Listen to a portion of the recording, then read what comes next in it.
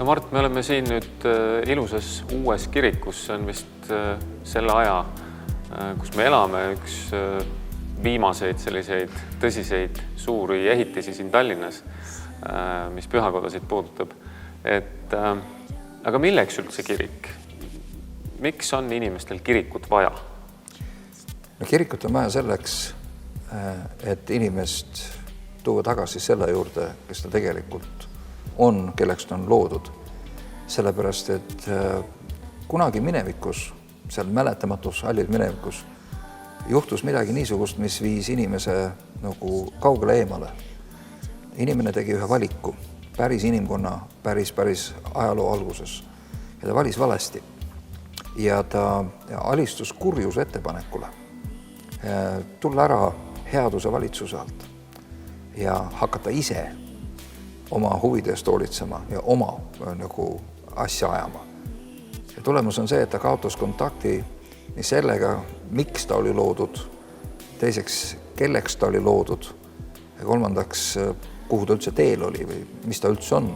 Ja ta hakkas ajama oma enda asja, tegema oma enda tegusid ja ta võõrandus sellest algallikast täiesti, millest ta kunagi alguse sai. Ja ta pöördus selle vastu, ta unustas selle. Ja ta langes sõna otseses mõttes pimedusse. Ja nii nagu piibel ütleb tänase päeva maailma kohta ja seda juba mitu tuhat aastat, et see maailm on pimeduse võimuses, see on kuradi võimuses. Ehk kuradit defineeritakse kui kedagi, kes on tühine, kedagi, kes tegeleb puurahadega. Et ta pakub sulle, aga tegelikult see, mida sa saad, ei ole see, mida sa tegelikult arvasid saavat. Et ta on nagu keegi, kes ahvatleb sind ronima redelile ja viimasel pulgal tõmbab sul redeli alt ära. Ja sellepärast öeldakse, et tema nimed ka algsetest keeltest tähistavad tühist ja mitte õiget või mööda panemist või noh, sama on ka patuga muide. Et patt tähistab märgist mööda laskmist, nagu lihtsalt mitte hakkama saamist või alla standardi olemist. Aga sa räägid sellest, mis nüüd puudutab seda, mida inimene tegi või millise valiku ta tegi. Just. Aga kui me nüüd mõtleme seda, et inimesed tavaliselt ütlevad, et ma olen ju hea. Ma olen hea inimene. Milleks on vaja mul käia kirikus? No see on meeldiv koht siin, ilus, toredad kontserdid. Ja kultuur ja puha. Täpselt. Aga milleks? No sellepärast, et inimese probleem on see, et ta on haige. Ta on sisemiselt sügavalt nakatanud ja tal on omane teha kurja. Ja meile meeldib mõelda, et inimene on hea. Meile meeldib mõelda, et inimene on loomu poolest hea ja kui me anname talle piisavalt nagu hea kasvukeskkonna, anname talle piisavalt hea hariduse, siis ta teeb häid tegusid. Tegelikkus on kahjuks hullem. See annab vastupidise efekti. Kui annab talle hea hariduse ja kena kasvukeskkonna, siis ta oskab kurja teha paremini. Ta teeb kurja osavamalt, professionaalsemalt ja selle mõju on kohutav. Et ma ei räägi seda, et viletsus oleks hea ja kõik asjade puudumine oleks hea, ei üldse. Aga inimesel on probleem. Ja probleem on selles, et kui me näiteks võtaksime kõik need asjad, mida inimene võiks oma eluga teha ja teeksime ühe ringi kõigist neist võimalust, ütleme, see on 100%, see 360 kraadi on 100% võimalused, mida oma eluga teha saab. Et inimene kasutab sellest ainult ühte pisikest lõiku ja see on keerulise enesehävitusega seotud peaaegu alati. Ja ta ei ole võimeline sellest lahkuma. Kõige huvitavam, meie aja suurim probleem on ju see, et meil ei ole probleem selles, et me ei tea, mida teha, vaid me teame hästi, mida me peaksime tegema ja kuidas me peaksime tegema, aga me ei tee seda. Me teeme täpselt neid asju, mille kohta me täpselt teame, et need viivad meid auku alla, et need hävitavad meie maa, hävitavad meie ressursid, hävitavad rahva ja terve selle planeedi ja me ikkagi teeme neid. Minust kaasaegne ühiskond on muster näidis selle kohta. Me oleme tarbimise hulluses, me tarbime ja toodame üha rohkem selleks, et tarbida, raiskame oma ressursse meeletult. Tegelikult meil ei ole kellelgi vähemalt pooli asju neid vaja, mida pakutakse. Poed pakatavad ja kogu aeg rohkem müüki, rohkem raha. Milleks, kuhu?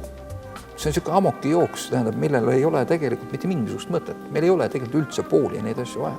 Ja kuidas me kasutame oma ressursse, kuidas me üksteisega suhtleme ja nii edasi. Aga me leiame, kui me hakkame kõiki asju vaatama, kas poliitilist kurjust või vaatame mingit muud kuritegevust või ükskõik mida muud või lihtsalt meie endigi käitumisi. Meie endi seest tuleb nii lihtsasti välja, et me teeme kurja, me teeme valesti. Me ei pea selleks pingutama. aga on inimesi, kes teevad head, kes ütlevad, et ma olen kasvanud seal ja olen kõiki asju hästi teinud, olen teisi aidanud, olen oma venna ja õepoegi hoidnud ja nii edasi, ma olen kõike teinud õigesti ja hästi. Nüüd mis probleem on Jumalal minuga, mis ta tahab minust? Probleem on selles, et mitte keegi tee kõike õigesti. Sellest see häda ongi. Kui kõike saaks ise õigesti teha ja kui kõik oleks täpselt nii, nagu olema peab, siis ei olekski probleem. Aga see paraku ei pea vett mitte kellegi juures. Kas see ei lähe mitte tagasi sinna selle momendi juurde, et nagu sa ütlesid, et inimene on nakatunud? Just. Ja ta ei saa oma heade tegudega osta endale litsentsi välja sellest kurjusest, mida ta teeb. Sest et kurjus on mitme näoga. Ta on osaliselt tegemata jätmine, osaliselt tegemine, osaliselt nii see kui teine kui kolmas. Tegelikult headus eeldab meilt täiuslikkust. Mitte keegi meist ei ole täiuslik. Ja nüüd küsimus on selles, et isegi kui me nüüd lepitame inimese patu ja võtame temalt selle süükoorma ära ja vabastame ta südametunnistuse, aga me ei muuda teda ennast, siis sellest lepitusest ei ole kuigi palju kasu, sellepärast et ta läheb ja teeb otsekohe seda sama uuesti, varem või hiljem. No, ütleme lihtsalt niisama, need samad head inimesed, kes ütlevad, et me teeme seda ja teist ja kolmandat, me oleme ustavad olnud siin ja seal, aidanud vaheteid ja kõik nii edasi. Kui sa hakkad nende elu suurendusklaasiga vaatlema, sa leiad väga kiiresti selle, kus nad on inimesed, kus nad on samasugused nõrkused, samasugused kalduvused, samasugused läbikukkumised, moraalsed, eetilised, igasugused, kõik võimalikud. Ei ole ühtegi inimest, kes võiks öelda, et ma olen täiuslik ja muide sellepärast ei lähe revolutsioonid kunagi läbi. Selles mõttes, et asendatakse ühed puudulikud inimesed teiste puudulike inimestega ja lõpulikult lihtsalt taastub see sama olukord lihtsalt uues nagu vormis. Aga see ei ole lahendus. Ehk teisisõnu seda viirust on endal põhimõtteliselt inimesel võimatu enda seest välja saada. Jah, seda viirust ei ole võimalik kuidagi endast välja saada. Seda inimene vajab välist abi selleks. Ja võt siin me nüüd jõuamegi sellele, miks on kirikut vaja, miks on kogudust vaja, sest et kogudus on välja kutsutute hulk, keegi, kes on välja kutsutud sellest maailmast ja kes on valinud ühe teise tee. Ja selleks teiseks teedeks on see, et me oleme vastu võtnud Jumala pakkumise. Meie looja pakkumise. Looja on pakkunud meile, et me võiksime välja astuda sellest, kui me kahetseme seda kurja, mis meis on, tunnistame oma enda niisugust võimetust sellega hakkama saada ja vältimatut vajadust välise abi järgi. Siis oleme me nagu võimelised vastu võtma ka Jumala lahenduse sellele. Ja see on väga lihtne.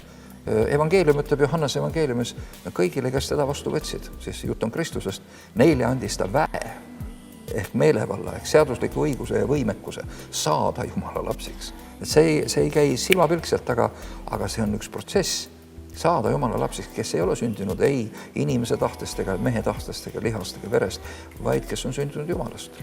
See, mida sa nüüd räägid, on siis põhimõtteliselt see, et inimene kutsub enda sisse selle, kes teda on loonud vabatahtliku see alusel.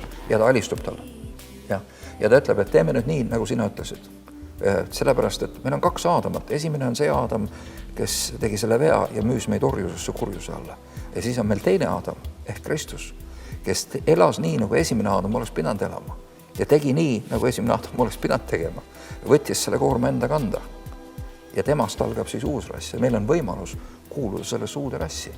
Ja see on nüüd, need inimesed, kes seda on teinud, need on hakanud otsima Jumala tahet oma elu jaoks. Nad ütlevad, et teeme nii, nagu sina ütlesid, teeme nii, nagu sa tahad ja õpeta nüüd meile oma teed. Nii kui Mooses ütles Jumalale, seal mäel, kui ta temaga kohtus, pärast kõiki suuri imesid, ta ütles, õpeta mulle oma teed. Et see ei ole midagi, mis tuleb iseenesest loomulikust, et me oma loomuliku tarkusega ei saa seda teha. Ja muide, religioossus ei ole see tee. Väga sageli arvatakse, et ma tulen kirikusse, olen nii maru usklik, et mul ei saa isegi kella küsida, et küll ma siis olen nüüd üks õige, küll Jumalal on minust hea meel.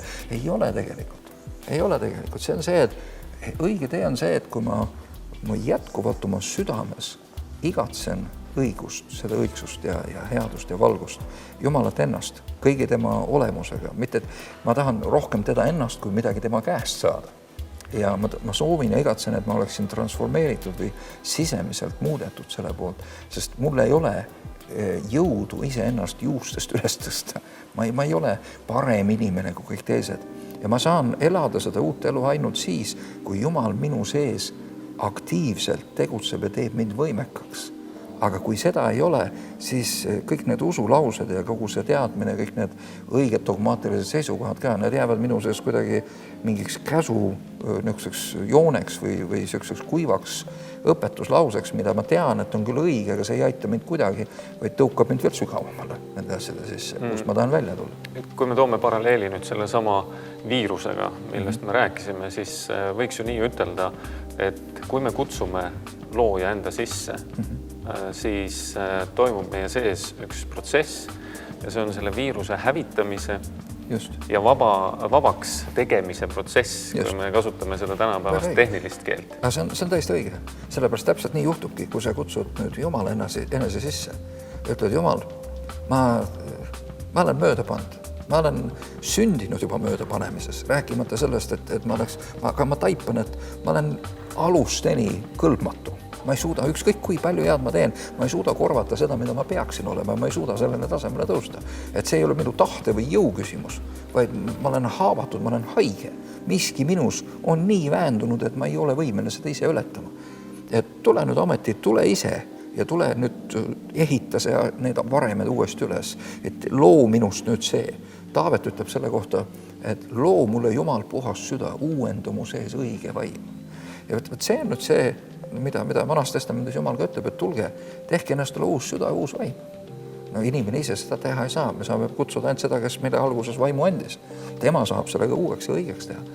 Ja siis kiri ütleb, et kui sa nüüd võtad selle kõigest oma südamest ja kõigest oma väest, siis juhtub, et sina ja su lapsed, ühesõnaga, sa jäta midagi välja, mitte midagi jäta välja, siis Jumal pöörab su saatuse. Ja siis toimub see, mida Piibel nimetab uuesti sünniks või uuesti sündimiseks. Et siis see vana olemus nagu sureb sinus ja sinusse tekib uus Jumala poolt loodud olemus. Ja sellele olemusele on nüüd omane tahta seda, mis on õige. Tal on kerge teha head, tal on loomulik teha head, ta peab endas midagi hävitama või tapma selleks, et teha kurja.